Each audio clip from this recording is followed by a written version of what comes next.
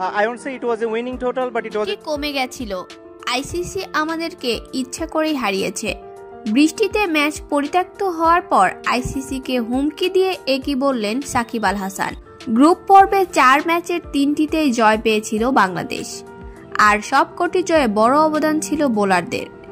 এবার সুপার 8-এ এসে ব্যর্থ তাসকিন আহমেদ, মুস্তাফিজুর রহমানরা। তাতে অস্ট্রেলিয়ার বিপক্ষে ন্যূনতম লড়াইটুকুও করতে পারেনি বাংলাদেশ। বৃষ্টিবিঘ্নিত ম্যাচে ডিএলএস মেথডে 28 রানের জয় পেয়েছে অজিরা। শুক্রবার 21 জুন স্যার ভিভিয়ার রিচার্ড স্টেডিয়ামে টস হেরে শুরুতেই ব্যাট করতে নেমে নির্ধারিত 20 ওভারে 8 উইকেট হারিয়ে 140 রান করে বাংলাদেশ। অপরদিকে অস্ট্রেলিয়া 100 রান করেন। তারপরে নেমে যায় বৃষ্টি, আর অস্ট্রেলিয়াকে ম্যাচ জয় করে দেন আইসিসি।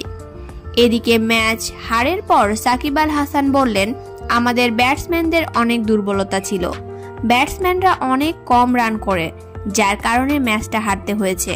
তবে আইসিসি আমাদের সাথে অনেকটাই দুর্নীতি করেছে, কেননা বৃষ্টি কমার জন্য আরও কিছুক্ষণ অপেক্ষা করার দরকার ছিল, কিন্তু সেটা করল না আইসিসি।